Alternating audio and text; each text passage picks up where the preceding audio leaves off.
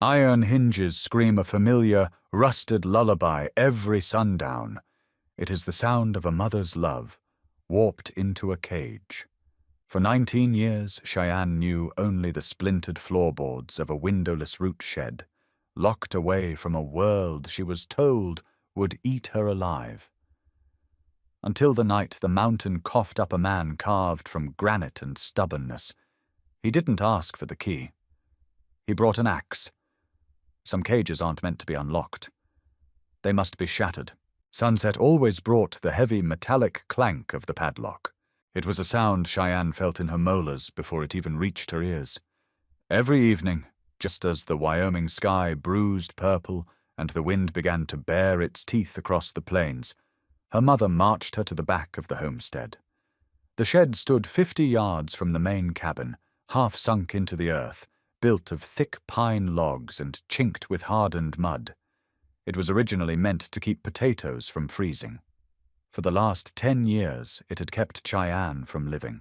"In you go, girl," Martha would say, her voice as dry as corn husks. There was no malice in her tone. That was the most terrifying part. Martha Jackson did not lock her daughter in the dark out of hatred. She did it out of a suffocating, paranoid devotion. Cheyenne stepped over the threshold, her worn leather boots crunching against the hard-packed dirt floor. She didn't fight. She hadn't fought since she was 14, when she had managed to pry a floorboard loose and tried to dig her way out like a badger. Martha had found her halfway through the frozen soil, dragged her back by the hair, and wept for 2 hours while she nailed the board back down. "Men are wolves, Cheyenne," Martha would whisper, rocking her bruised daughter back and forth. "The world is nothing but teeth. It'll chew you to gristle and spit out the bone. I am the only thing keeping you whole." The heavy oak door swung shut. The light died instantly, severed by the thick wood. Then came the rattle of the chain, the heavy scrape of the iron padlock, and the final definitive click. Cheyenne stood in the pitch black. She breathed in the smell of old damp, sprouted onions, and her own stale sweat. She knew the dimensions of the shed by heart. 10 paces long, 6 paces wide. She navigated by memory, walking to the far corner where a pile of burlap sacks and a single, moth-eaten wool blanket served as her bed. She sat down. The cold began to seep through her thin cotton dress, crawling up her legs like icy insects. Outside, the wind picked up, howling through the pine brakes. It sounded like dying things. Cheyenne pulled her knees to her chest. She was 22 years old. Her hands were heavily calloused from chopping wood, drawing water, and hauling rocks during the daylight hours. She was worked like a mule from dawn until dusk, kept always within eyesight of Martha's loaded Winchester rifle, which the older woman carried slung across her back even when hanging laundry. Then came the night. The shed. Cheyenne didn't cry. Tears were a waste of hydration, and Martha only gave her 1 canteen of water for the night. Instead, she lay back against the burlap and stared at the invisible ceiling. She traced the sounds of the night, the scurry of a field mouse in the far corner, the groan of the settling timber, the distant, hollow bark of a coyote. She didn't know what a town looked like. She had never seen a train, though sometimes when the wind blew right from the east, she could hear the ghostly whistle of the locomotive heading toward Cheyenne. She didn't know what a dance was, or what it felt like to have a man look at her without her mother stepping between them with a leveled barrel. She only knew the shed. Martha's logic was a twisted fortress. Cheyenne's father had gone to town for supplies 12 years ago and died in a tavern brawl over a spilled drink. A stray bullet to the throat. Martha had brought his body back in a wagon, buried him behind the cabin, and then quietly gone mad. She looked at the world and saw a meat grinder. She looked at her daughter and saw a fragile lamb. So she built a cage. A sturdy, windowless cage, impenetrable to wolves, outlaws, and the corrupting gaze of men. Cheyenne ran her thumb over a splinter in the wood beside her mat. The isolation had hollowed her out. She wasn't dreaming of a prince on a white horse. She didn't want romance. She just wanted to walk in a straight line for an hour without hitting a wall. She wanted to see the moon without looking through the cracks in the mud chinking. She pulled the wool blanket over her shoulders, shivering as the temperature plummeted. She closed her eyes. Tomorrow would be the same.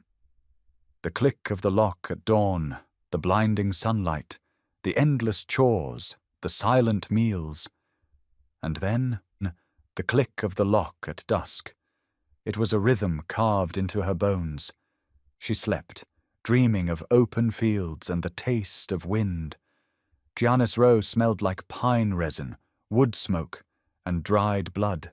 He rode down from the Bighorn Mountains on a massive, ugly roan gelding, leading 2 pack mules heavy with winter pelts. Giannis was a man built for the high country. He stood 6'3", wide-shouldered and thick-chested, wrapped in a heavy elk-hide coat that had seen better decades. His beard was thick and dark, streaked with premature grey, hiding the lower half of a face that looked like it had been carved from sandstone by an ungenerous sculptor. He wasn't a handsome man. He was a surviving man. He possessed a quiet, dense gravity that made horses calm and saloon brawlers reconsider. It was late October. The first snows had already dusted the peaks, and Giannis was making his way down to the trading post to offload his furs before the deep freeze locked the passes. He took a shortcut through the valley, a route that brought him past the Jackson claim. He needed salt and coffee. He knew the widow Jackson occasionally traded dry goods for fresh meat. Giannis pulled his horse up to the split-rail fence. The homestead was tidy, almost oppressively so, not a tool out of place. The woodpile was stacked with geometric precision. Martha stepped onto the porch before Giannis could even dismount. The Winchester rifle was already in her hands, its barrel resting casually across her forearm. "That's close enough, Trapper," Martha called out. Her eyes were sharp, scanning him like a ledger looking for a deficit. Giannis stayed in the saddle. He rested his heavy, leather-gloved hands on the pommel. "Morning, Ma'am. Heading to Cheyenne. Looking to trade a haunch of venison for a sack of salt and some coffee beans, if you have 'em." Martha considered him. Her gaze flicked over his massive frame, his worn rifle in its scabbard, the heavy hunting knife at his hip. "I don't deal with transients. Town's 20 miles east." "Meat's fresh," Giannis countered quietly. "Shot yesterday. Good red meat. Keeps well. Save you hunting." Martha hesitated. The winter was coming, and fresh meat was a heavy currency. "Show it to me." Giannis dismounted. He moved with a slow, deliberate grace, avoiding any sudden gestures that might spook the twitchy woman on the porch. He walked to the first mule, untied a canvas sack, and pulled back the flap to reveal a thick, clean-dressed cut of venison. Martha nodded slowly. "Leave it on the chopping block. I'll get you salt." She turned and went into the cabin. Giannis carried the meat to the heavy oak stump in the yard. As he set it down, a sound caught his ear, a dull, rhythmic thudding from behind the cabin. He stood up, brushing his hands on his trousers, and let his gaze drift. Behind the main house sat a heavy, squat shed. What caught Giannis's attention wasn't the structure, but the lock. It was a massive, iron padlock, the kind used to secure bank boxes or railroad freight, looped through a heavy steel hasp. It was rusted, but clearly functional, and entirely out of place on a root cellar. Then he saw her. Cheyenne was hauling a yoke with 2 heavy buckets of water from the creek behind the property.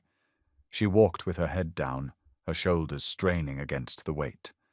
She wore a faded, shapeless dress that swallowed her frame.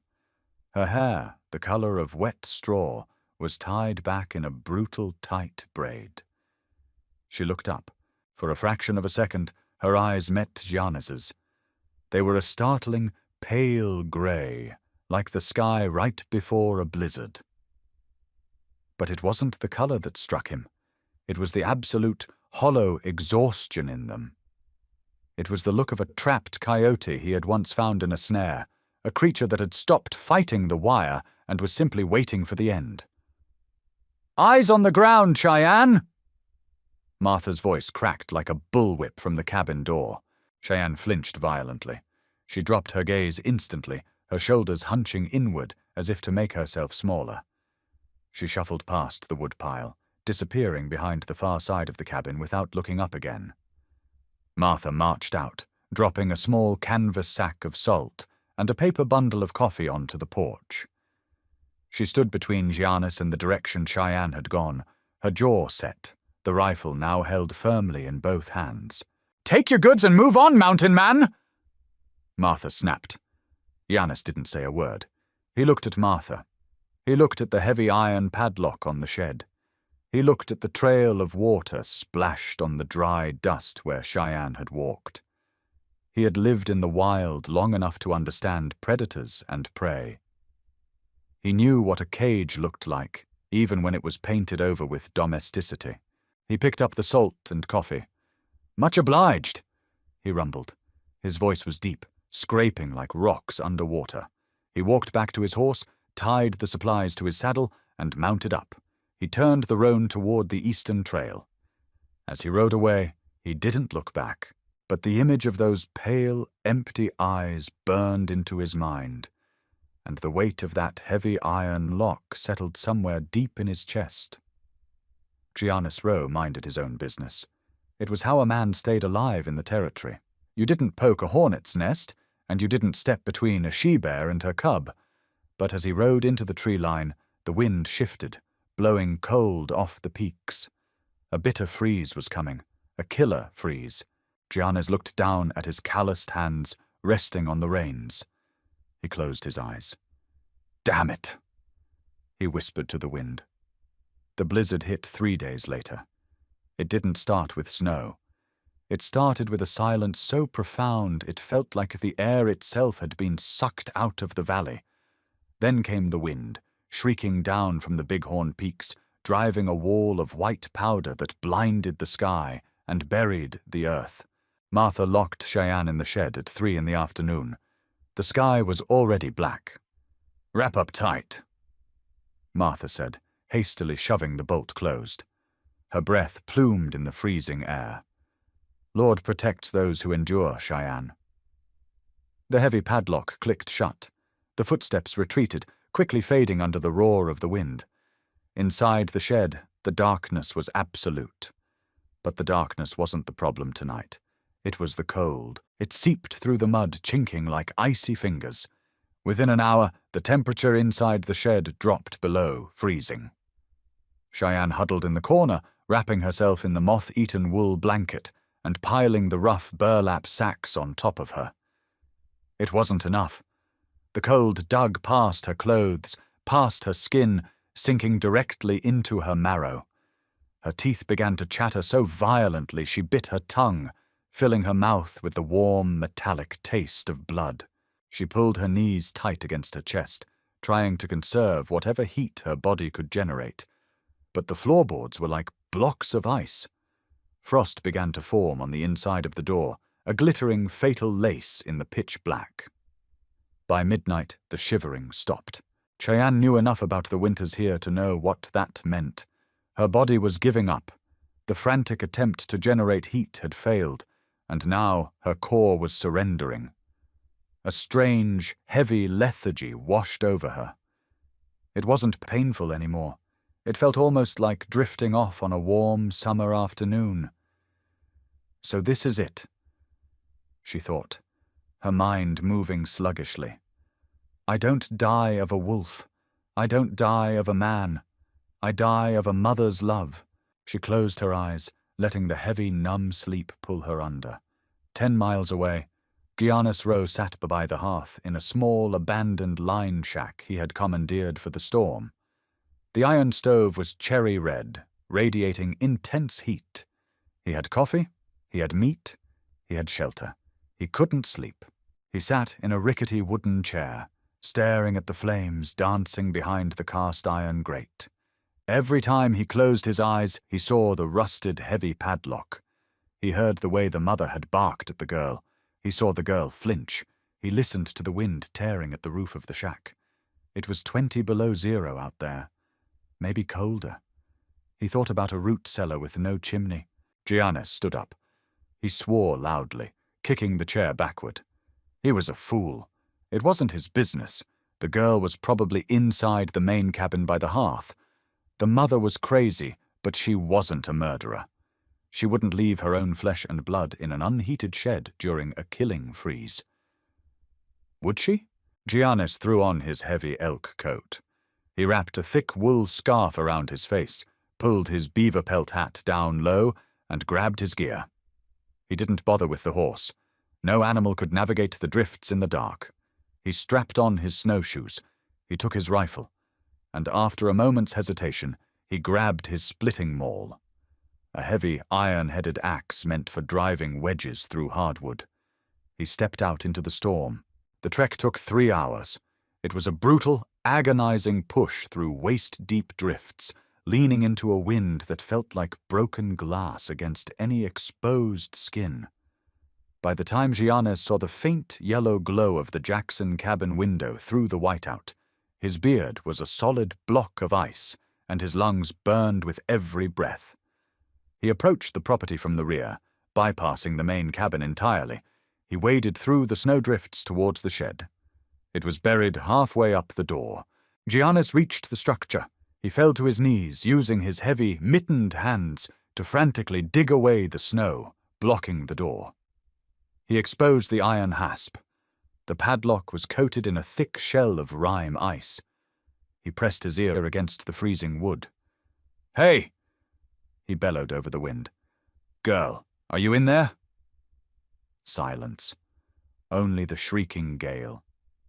Giannis didn't wait. He didn't knock. Knocks were for neighbors. He stepped back, planting his boots firmly in the snow. He gripped the handle of the splitting maul with both hands. He didn't aim for the lock. The lock was thick steel. He aimed for the wood where the hasp was bolted into the frame. He swung. The heavy iron head struck the door with a deafening crack, louder than a gunshot in the frozen air.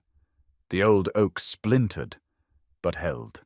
Giannis drew a breath and swung again. The maul crashed into the wood. The hasp bent, the iron bolts groaning against the strain. A light flickered in the window of the main cabin. Martha had heard. Giannis didn't care. He swung a third time, putting every ounce of his massive weight behind the blow. The door jamb exploded. Wood shards blasted inward. The heavy padlock and hasp tore free from the rotted frame, falling uselessly into the snow. Giannis kicked the door. It swung violently inward, hitting the wall. He stood in the doorway, blocking the storm, panting heavily. He pulled a small brass lantern from his coat, struck a match against the doorframe, and lit the wick. He raised the lantern, throwing a circle of yellow light into the freezing dark. At first he thought the shed was empty. Then in the far corner he saw a pile of frost-covered burlap. Giannis rushed forward, dropping the maul. He fell to his knees beside the pile and threw off the stiff sacks.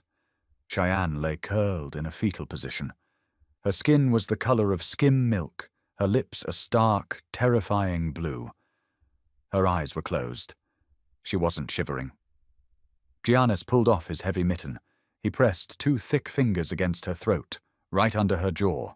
Faint, slow, but there. A pulse. "Damn it, girl, stay with me." Giannis grunted. He didn't bother trying to wake her. There was no time. He shrugged out of his massive elk-hide coat. He carefully scooped Cheyenne's rigid, freezing body off the dirt floor and wrapped her completely in the heavy fur, burying her face against the thick wool of his sweater. She weighed nothing.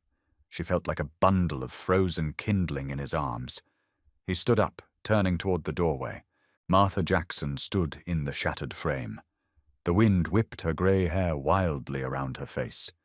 She held the Winchester rifle raised, the barrel pointed directly at Giannis's chest.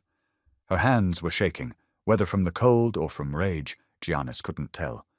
"Put my daughter down!" Martha screamed over the roar of the blizzard. "You filthy animal, put her down!" Giannis stood perfectly still. He held Cheyenne tightly against his chest, letting his own body heat begin to seep into the freezing girl. He looked at the rifle. He looked at the crazed, desperate woman holding it. He didn't feel anger. He only felt a deep, exhausted pity. "She's dying, Martha," Giannis said, his deep voice carrying through the howling wind. "Another hour in this icebox, and you'd be digging a second grave behind your house." "She is safe!" Martha shrieked, cocking the hammer of the rifle. The metallic click was sharp and clear. "She is pure! I kept her safe from the wolves."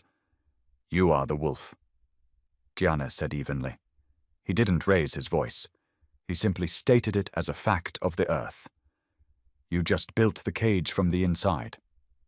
Martha's finger tightened on the trigger. "Put her back in the shed. I won't let you take her.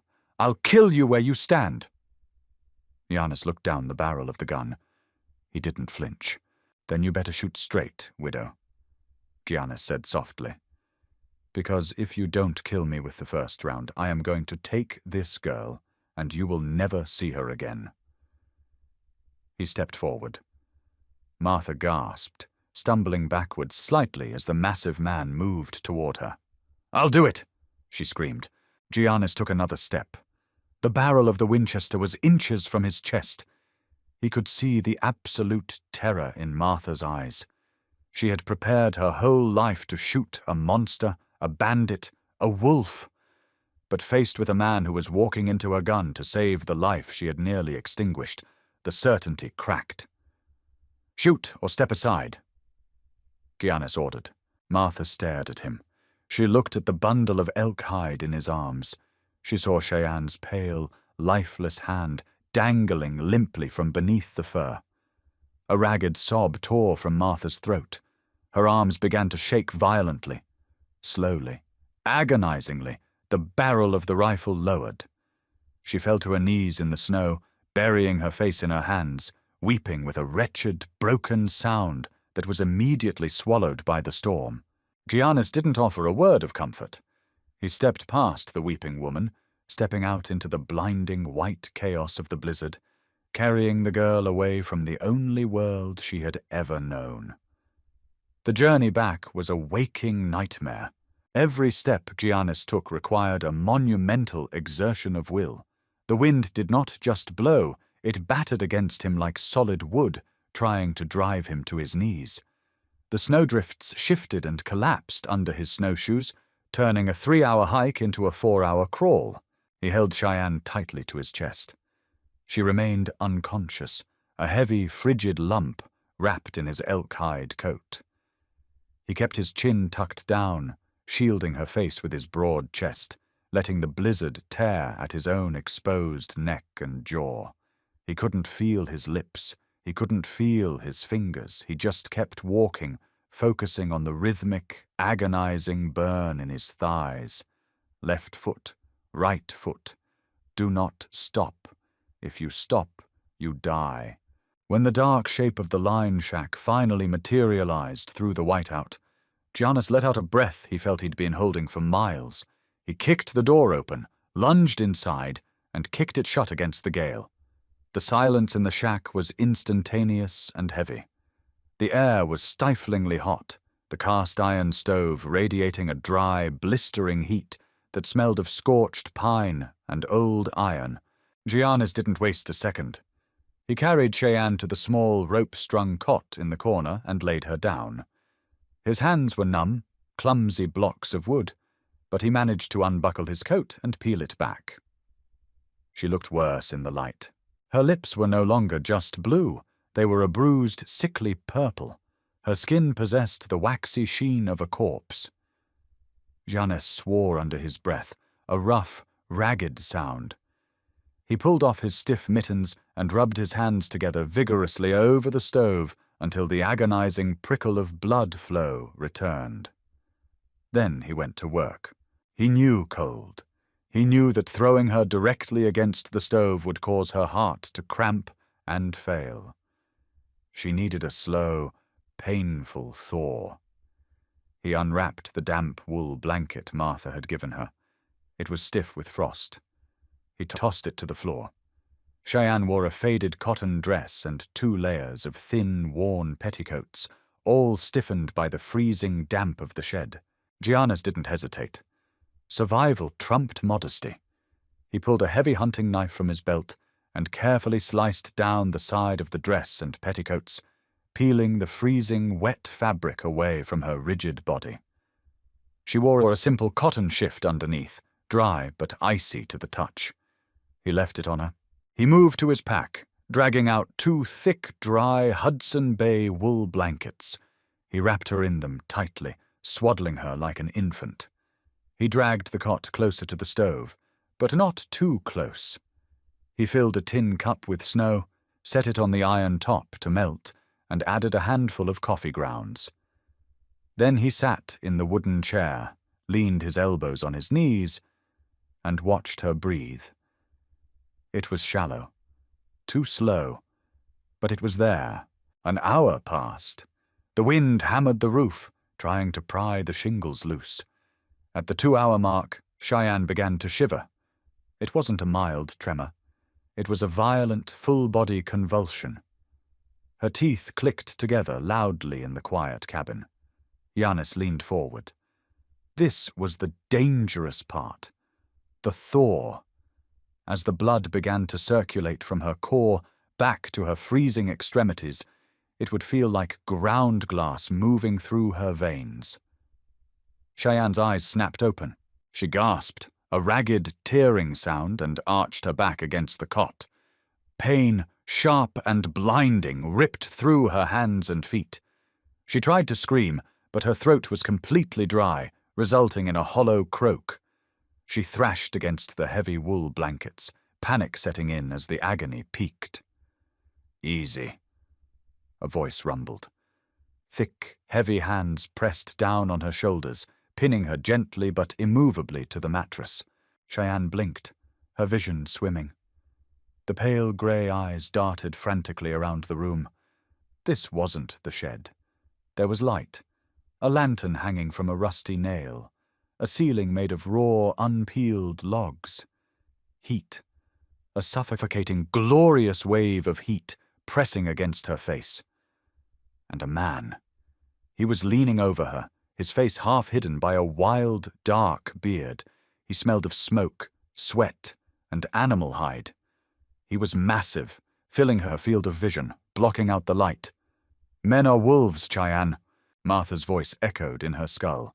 Cheyenne thrashed harder, kicking out beneath the blankets, trying to scramble away. She hit the wall with her shoulder, panting, staring at him with absolute, unadulterated terror. Giannis slowly pulled his hands back. He didn't make any sudden movements. He raised his palms in a slow, deliberate gesture of surrender. "You're thawing out," Giannis said. His voice was low, scraping the bottom of his chest. "It's going to hurt like hell. Your fingers and toes are going to feel like they're on fire. Don't fight it. It means you get to keep them." Cheyenne pressed herself into the corner, pulling the heavy wool up to her chin. Her hands were shaking violently. She looked at her fingers. They were flushed a bright, angry red, throbbing with a sickening, pulsing ache. She looked back at the man. He hadn't moved. He just sat back down in the wooden chair, keeping a respectable distance. He picked up a tin cup from the stove. A wisp of steam curled from the rim. He stood up slowly, walked to the edge of the cot, and set the cup on the floorboards near her feet. "Drink," he instructed softly. "Sip it, it's hot." He turned his back on her and walked over to the small window, wiping the condensation off the glass to look out at the storm. Cheyenne stared at his broad back. She looked at the cup. Her mouth felt like it was stuffed with cotton. The smell of the black coffee hit her nose, rich and bitter. Slowly, her trembling hand reached out from beneath the blanket. Her fingers felt thick and useless, but she managed to loop them through the tin handle. She brought it to her lips. It was scalding. It burned her tongue, and she welcomed the pain. It was a different kind of pain than the cold. It was the pain of living. She drank, keeping her eyes fixed on the man by the window. He didn't turn around. He just watched the snow fall, giving her the one thing she hadn't had in 10 years. Space. By dawn, the wind died. The shrieking gale faded it into a hollow, echoing silence that felt heavier than the noise. The line shack was buried halfway up the window glass in a pristine, blinding white drift. Cheyenne lay awake. She had not slept since she opened her eyes. She had spent the last 8 hours cataloguing the impossible realities of her situation. There was no padlock. She was warm. There was a man in the room. He slept in the chair, his long legs stretched out toward the stove, his arms crossed over his chest. He slept like a mountain lion, perfectly still, but radiating a sense of coiled, potential energy. Cheyenne sat up slowly. Her body ached violently. Every muscle felt bruised, her joints stiff and protesting. She looked down at herself. The freezing, damp dress and petticoats were gone, replaced by the heavy wool blankets. She realized, with a sudden spike of panic, that he had cut them away. She looked at him. He hadn't touched her beyond what was strictly necessary to keep her from freezing. There were no leering glances, no heavy hands in the dark. He had simply cut away the ice and wrapped her in fire. Giannis stirred. He didn't wake up slowly. 1 second his eyes were closed, the next they were open and focused.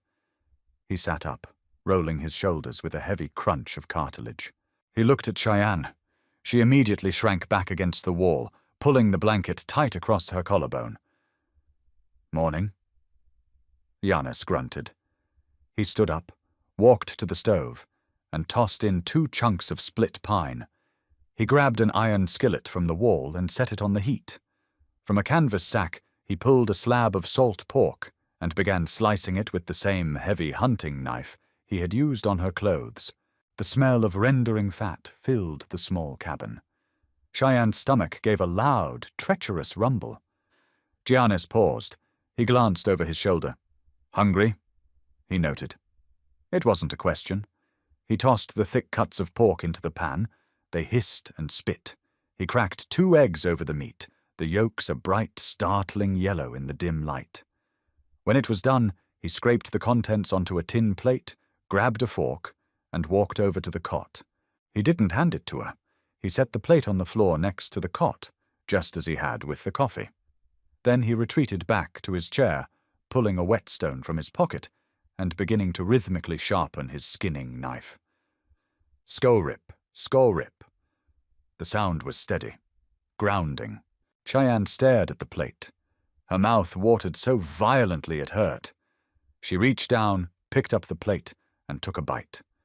It was heavily salted, greasy, and easily the best thing she had ever tasted. She ate quickly, practically inhaling the food, her manners entirely forgotten in the face of raw starvation. When the plate was clean, she set it back down. The silence stretched between them, broken only by the scrape of the whetstone and the crackle of the fire. Cheyenne looked at him. She looked at his massive, scarred hands. They were hands that could snap her neck with a twist, hands that had pulverized a heavy oak door into splinters, hands that had carried her through a blizzard. She swallowed hard. Her throat was raw. "Why?" The word cracked in the quiet room. It was the first time she had spoken. Her voice was raspy, rusty from disuse and the cold. Giannis stopped sharpening the knife. He didn't look up immediately. He blew a line of steel dust off the blade, checked the edge with his thumb, and then slowly raised his eyes to meet hers. "Why what?" he asked. "Why did you break this door?" Cheyenne whispered. She gripped the blanket so tightly her knuckles turned white. "My mother said men only break things to take what's inside. What do you want to take?" Giannis looked at her for a long time. His expression didn't soften. He didn't offer her a gentle smile or a comforting lie. He looked at her with the blunt, unvarnished honesty of a man who survived by seeing the world exactly as it was. "I broke the door because you were dying," Giannis said flatly. and I don't care much for dying, especially when it can be avoided with a piece of iron and a good swing." He slipped the whetstone back into his pocket and sheathed the knife. "As for what I want to take," he continued, leaning forward, resting his forearms on his knees, "I want to take a cup of coffee. I want to take a trail up the ridge when the snow clears. I don't want anything from you, girl. You ain't got anything I need."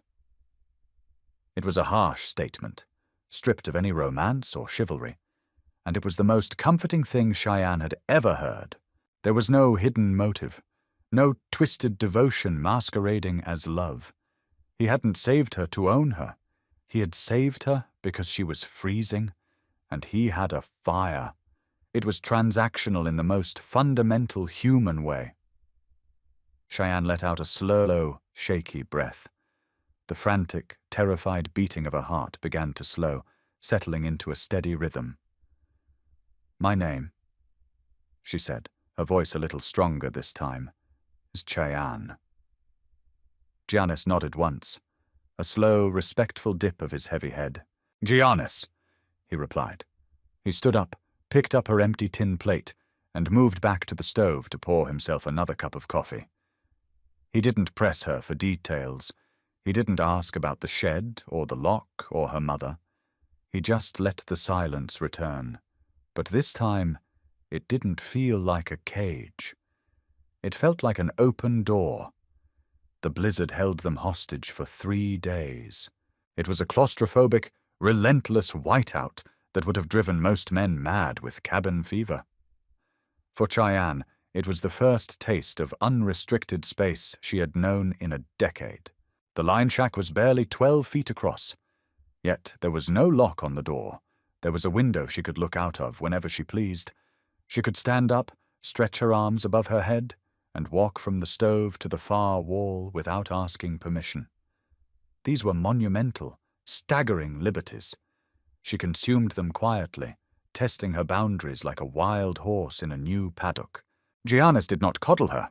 He gave her a spare pair of heavy canvas trousers and an oversized red flannel shirt from his pack, turning his back to the window while she dressed behind the woolen blanket. The clothes swallowed her narrow frame, the cuffs rolled up 3 times to free her hands and feet. She felt ridiculous. She felt warm. By the second day, the ingrained, desperate need to be useful took over.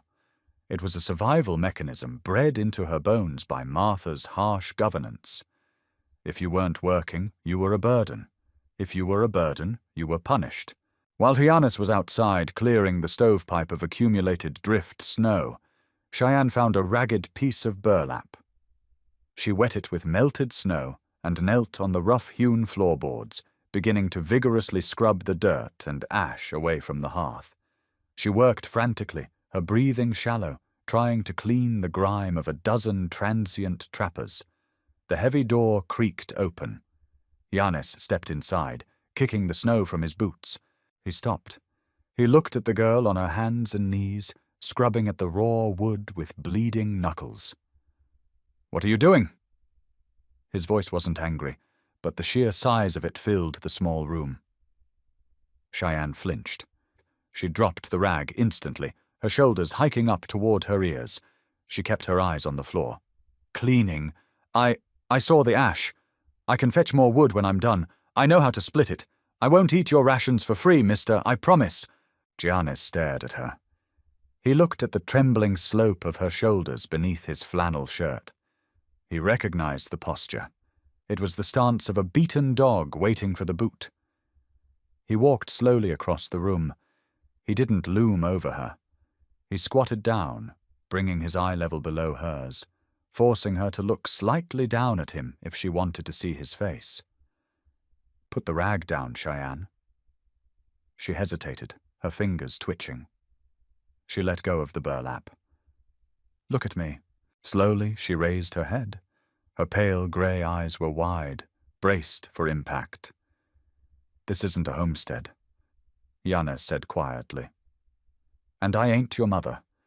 You don't buy your air in this room with labor. You don't owe me rent for the fire." "But I have to do my chores," she whispered, the logic completely alien to her. If I don't work, I don't eat. That's the rule. Not my rule, Giannis grunted. He reached out, his massive, calloused hand moving slowly so she could see it coming. He didn't touch her skin. He pinched the fabric of her flannel sleeve and gently tugged her upward. Stand up.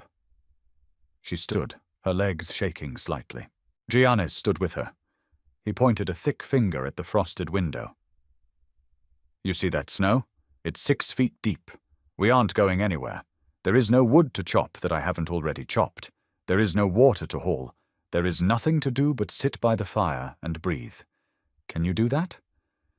Cheyenne looked at the window. She looked at the cast-iron stove radiating steady, glorious heat. She swallowed hard. Just sit? Just sit, Giannis confirmed. He walked over to his pack, pulled out a battered, leather-bound book, and sat down in his wooden chair. He opened it, dismissing her with his attention. Cheyenne stood in the middle of the room for a long time. The silence in her head was deafening. There were no commands, no threats of the shed, just the crackle of burning pine. She walked awkwardly to the cot. She sat down. She pulled her knees to her chest, wrapped her arms around them, and watched the fire. For the first time in 19 years, her hands were entirely still. On the third night, the wind finally broke. The silence that followed was heavy and absolute.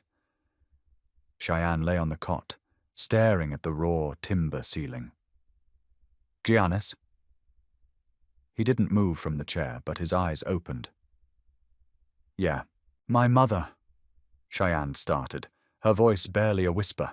The words felt like broken glass in her throat. She thought she was saving me. From the world, from men. Giannis watched the embers pulse. Fear makes people do crazy things, girl. Sometimes they lock the doors to keep the monsters out. Sometimes they lock 'em to keep the monsters in. Your mother couldn't tell the difference anymore. Are there monsters? She asked. Out there? Yes, Giannis said truthfully. Plenty of them. Men who will lie, cheat, and steal. Men who will hurt you just because they can. He shifted in his chair, the wood groaning under his weight. But there are also sunrises over the bighorns. There are hot springs. There's coffee and good horses and towns where nobody knows your name. You don't get the good without risking the bad. That's the toll on the road. Cheyenne thought about the shed. The absolute safety of the dark. The freezing, suffocating guarantee that nothing would ever happen to her. I don't want to go back, she said. The sentence hung in the air, fragile but made of iron. You won't, Giannis replied, closing his eyes again. Go to sleep, Cheyenne. Tomorrow we dig out. On the 4th morning, the sky shattered into a brilliant, blinding blue. The sun reflected off the unbroken ocean of snow with a violent glare. Giannis was up before dawn. He left the shack with his snowshoes and his rifle, telling Cheyenne to keep the fire hot and the door barred from the inside until he returned. He was gone for 3 hours. Cheyenne sat by the window, watching the tree line with an anxiety that gnawed at her stomach. The fear wasn't that he would leave her. The fear was that Martha would find her first. When a dark shape finally broke through the pines, her breath hitched. But it was Giannis, leading his ugly roan gelding and the 2 pack mules, pushing through the chest-high drifts he had broken on his way up. He tied the animals to the shack's porch rail and stepped inside, tossing a frozen canvas sack onto the floor. Pass is clearing, he announced, shaking the loose snow from his beard. Wind blew the powder off the ridge. We can make the trading post by nightfall if we push the animals. He began packing his gear, moving with an efficient, practiced rhythm. He didn't look at her. He didn't offer a plan. He simply gathered his life back into his saddlebags. Cheyenne stood by the stove, her hands twisting the hem of the oversized flannel shirt. Panic, old and sharp, began to rise in her chest. The quiet sanctuary of the shack was ending. The world was opening up, and she had no idea how to step into it. Giannis strapped his bedroll tight. He hoisted his pack over one shoulder and finally turned to look at her. "Town's 20 miles east," Giannis said. "Trading post is run by a man named Miller. His wife, Sarah, is a good woman. Hard but fair. They take in boarders sometimes. They can use a girl who knows how to work." Cheyenne stared at him. "You're leaving me there." "I'm a trapper, Cheyenne," Giannis said plainly. "I live in the high country. I sleep in the dirt 9 months out of the year. I eat dried meat and I don't talk to nobody. It ain't a life for a woman, especially one who just got out of a box." He walked to the door and pushed it open, letting the blinding sunlight and the sharp, cold air flood the dim cabin. "I can take you to Miller's," Giannis said, "or I can leave you here. There's firewood for a week. Your mother's place is a straight shot down the valley. The choice is yours." Choice. The word felt foreign on her tongue. Martha had never offered choices. There was only obedience. Or the shed. Now this massive, scarred man was standing in an open doorway, offering her the terrifying burden of her own destiny.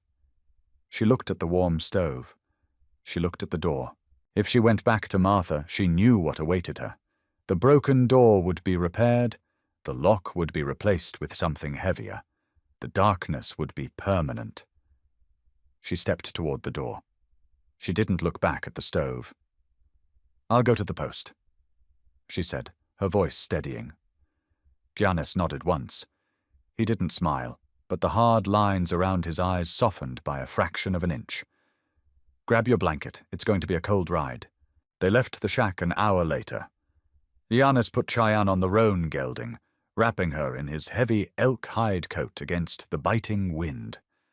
He walked ahead on snowshoes, breaking the trail for the animals, leading them down the ridge toward the valley floor. The landscape was staggering. Cheyenne gripped the saddle horn, her eyes wide, drinking in the vast, unbroken expanse of the Wyoming territory. The mountains towered behind them like jagged teeth, scraping the blue sky. The air smelled of pine needles and raw ozone. The sheer scale of the world made her dizzy. There was no ceiling. There were no walls. By midday, their path merged with the main valley trail. Giannis stopped. He held up a hand, halting the animals. Cheyenne looked past him. About a half-mile away, sitting in a clearing of snow-draped pines, was a familiar, tidy cabin. The Jackson homestead. From this distance, it looked small, insignificant. Cheyenne's breath caught in her throat. She stared at the back of the property. She could clearly see the shed. The door was a ruined, splintered mess, hanging open on one twisted hinge. The snow inside was dark and empty. A thin ribbon of grey smoke drifted from the chimney of the main cabin. Martha was inside. "Do you want to stop?" Giannis asked. His voice was low, carrying back to her on the wind. He didn't turn around. His hand rested casually on the stock of his rifle. Cheyenne stared at the cabin. She imagined her mother sitting by the hearth, the Winchester across her lap, staring at the walls, trapped in a prison made of her own paranoia. A wave of profound, suffocating pity washed over Cheyenne.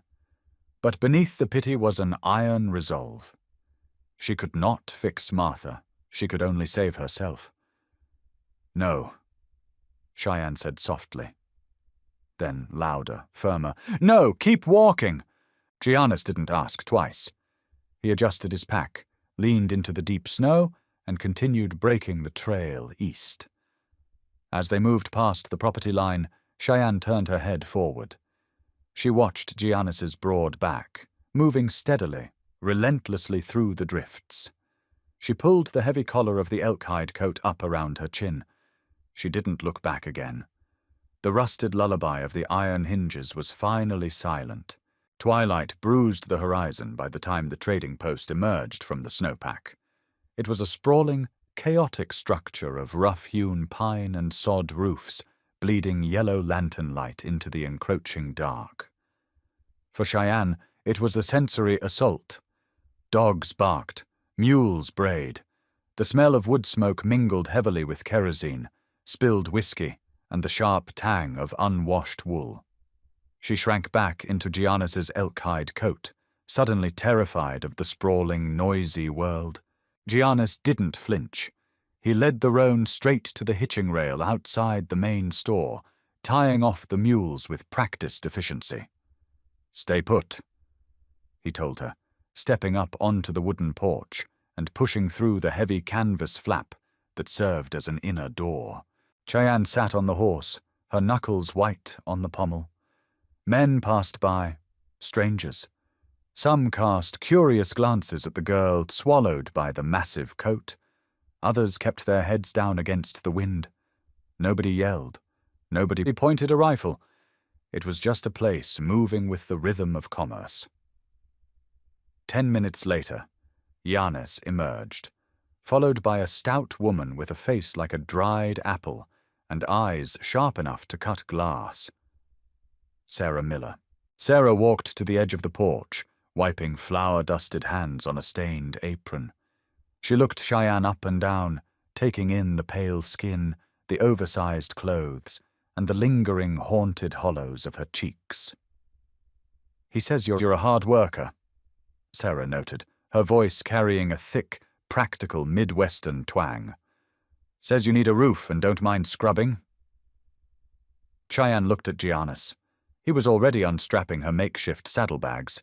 "I can work," Cheyenne managed to say, her voice trembling only slightly. "I know how to clean. I can cook." "Good. I don't abide charity," Sarah said flatly, turning back toward the door. "Come inside. It's too cold to negotiate on a porch." Giannis reached up, placing a heavy hand on Cheyenne's waist, and lifted her from the saddle. As her boots hit the frozen mud, her knees buckled slightly. She grabbed his forearm to steady herself. His muscles felt like coiled steel beneath the heavy wool of his sleeve. "You're all right," he rumbled. He walked her inside. The trading post was warm, cluttered, and stuffed to the rafters with goods. Barrels of flour, coils of rope, stacked beaver traps, and jars of peppermint sticks. In the back, a small iron stove glowed red, surrounded by 3 rough wooden tables. Giannis dropped his pelts at the counter. He spoke in low tones with Arthur Miller, a thin, balding man who weighed the furs with a hanging scale. Coins clinked. A sack of flour was passed over the counter, along with a heavy canvas bag of coffee beans and a box of rifle ammunition. Cheyenne stood by the stove, watching him. The transaction was swift, clinical. He was restocking, preparing to go back to the high country. He was leaving her. It was exactly what he had promised. A rescue, a ride, and a drop-off. He owed her nothing.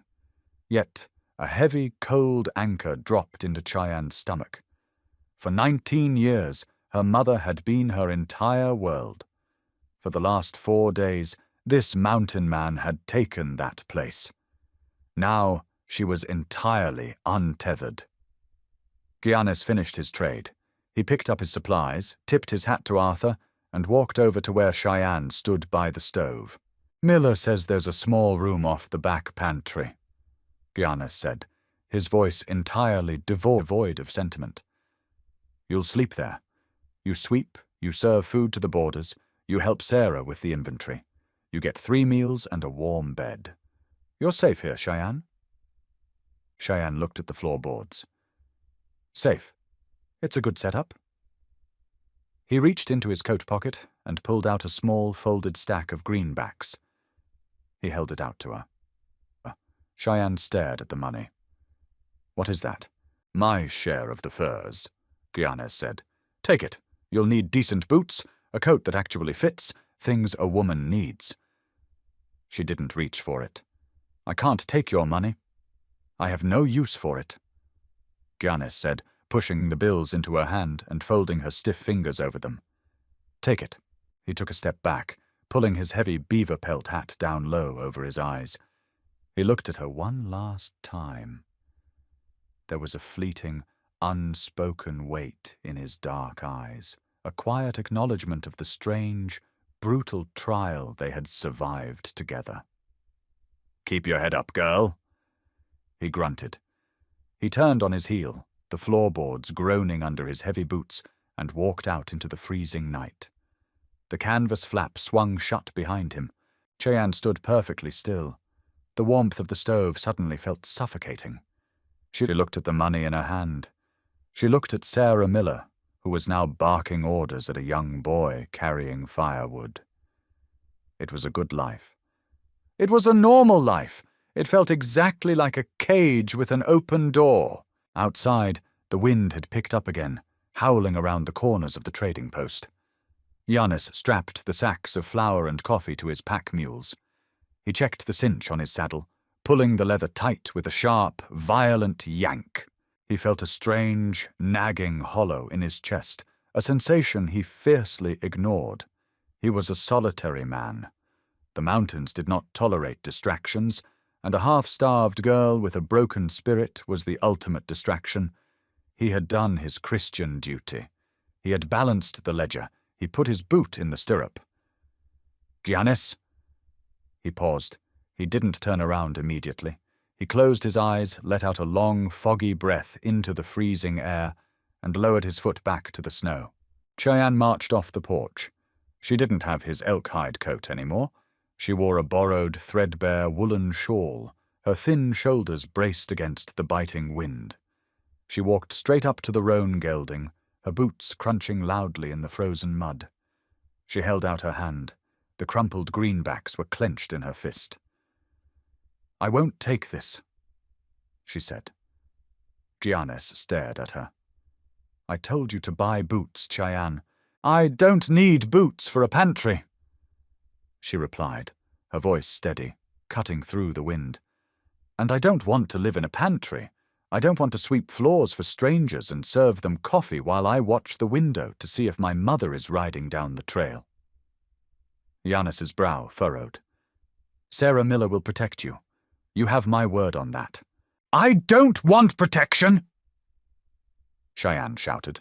The sheer volume of her own voice surprised her. It echoed in the snowy courtyard, sharp as a gunshot. She lowered her tone, stepping closer to the massive man. "For 22 years I was protected.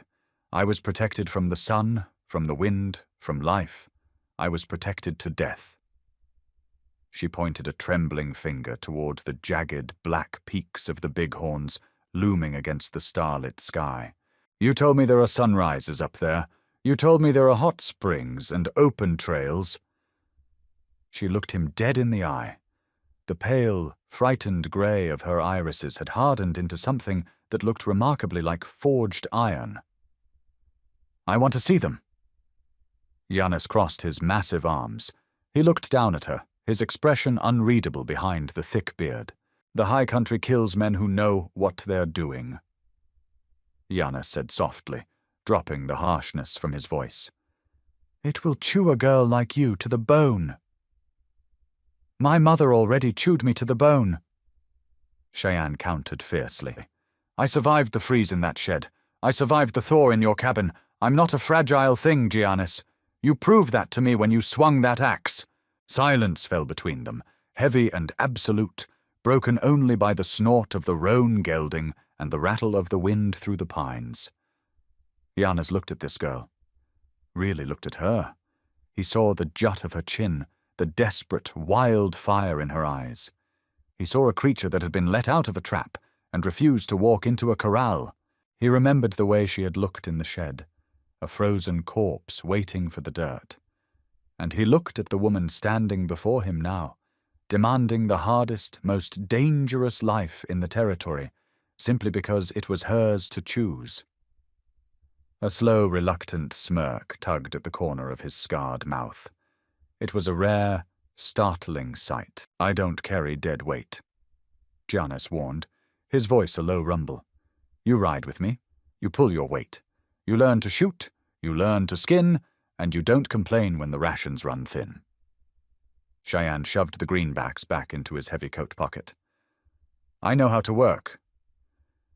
Giannis stared at her for a long, quiet moment. The hollow feeling in his chest dissolved, replaced by a strange, quiet rightness. He nodded toward the second pack mule. "Mount up, then," he grunted, turning back to his horse. "We're losing daylight, and I hate setting camp in the dark." Cheyenne didn't hesitate. She walked to the mule, grabbed the saddle horn, and pulled herself up. As she settled into the worn leather, she looked back at the trading post. She looked at the warm yellow windows promising safety, routine, and walls. She turned her face toward the dark, freezing timberline of the mountains. The wind hit her cheeks, biting and raw.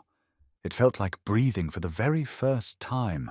The frontier was a brutal forge, but some spirits refused to shatter, choosing instead to become steel.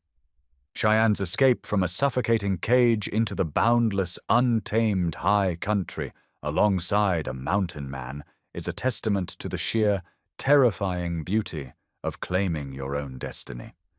If this gritty tale of survival, fractured love, and hard-won freedom kept you on the edge of your seat, drop a like and share it with your fellow trailblazers.